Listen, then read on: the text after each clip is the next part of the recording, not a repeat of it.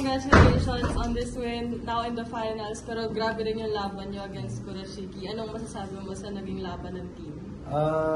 Ito always kung sinasabi na very thankful. Pero ngayon talagang sobrang thankful kasi siyempre Japan team yung tinalo namin, defending champion pa. So we're so lucky din and so blessed na we have import and then libero na buti na lang nakahabol si Don. Napakalaki ng impact niya sa amin. Grabe, kung makikita niyo naman, kahit di lang magsalita, grabe yung naging performance. So, yeah, sobrang happy and blessed talaga. So, thank you, Coach. And yun, Don, second game back with Signal and you had 27 excellent digs in this game. Anong masasabi mo sa naging performance ng team na nag-stick talaga kayo even though diklikan yung laban?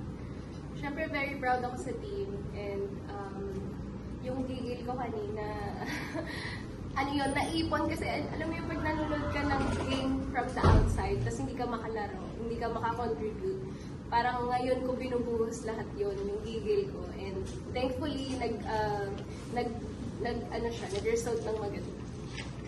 And MJ, in this game, you had 36 points. Your age?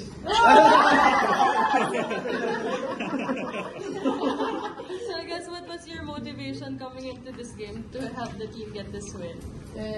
Of course, we want to win.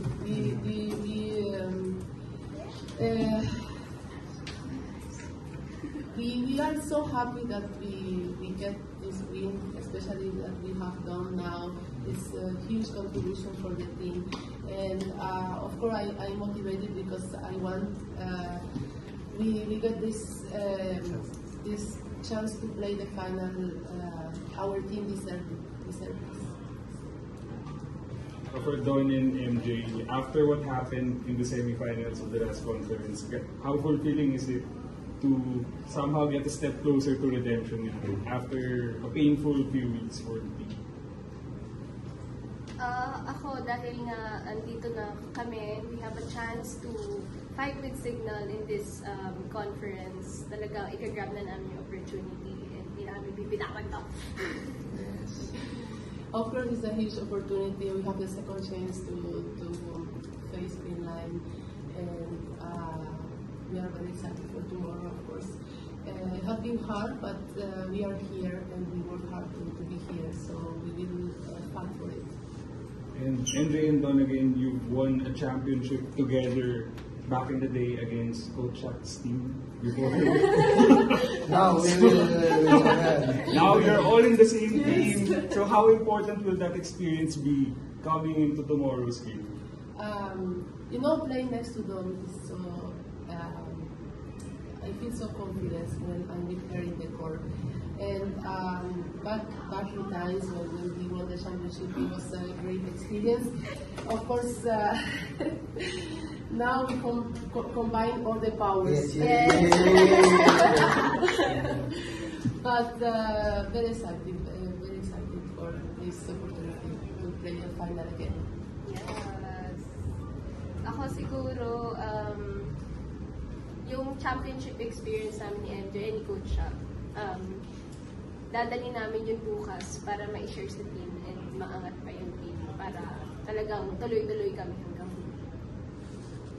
Coach, yun nga, natalo niyo yung Kurashiki defending champions. Siguro gano'ng kalaking, I guess, confidence boost, moral boost ito heading into tomorrow na kumbaga yung Dreamline kasi inabot nila yung Grand Slam eh. So parang kayo, to play spoiler, parang gano'ng kalaking boost lang to lahat na Siyempre, sobrang laking impact nito sa amin, especially yung lagi naming goal every conference. And siyempre, imagine na pumasok kami ng finals ngayon, and Japan pa yung natalo namin. So, for us, napakalaking impact nito, and yung confidence din namin na talagang mas tumaas kasi talagang nasa proseso talaga kami. Laging more on process talaga, tinatsaga namin, through ups and down, talagang tuloy-tuloy pa rin. So, eto na, for me or for us talaga, gagrab namin ito talaga and we're so excited na maglaro para tomorrow. Tsaka yun nga, Coach, in the past few days, dumating na si Don at si Vanny. Siguro gano'ng kalaking moral boost lang din yun sa team na kumbaga, nandiyan ulit sila, dalawa? again, sobrang laki ng impact nila sa amin. Kasi alam namin kasi yung pwede pang magawa ng team, especially pag nandyan sila. And we're so lucky na umabot din yung time na makapaglaro, especially sa crucial moment namin. Na ayun nga, sobrang ganda naging performance and yeah, sobrang happy and yeah, i-enjoy lang din talaga namin yung championship tomorrow.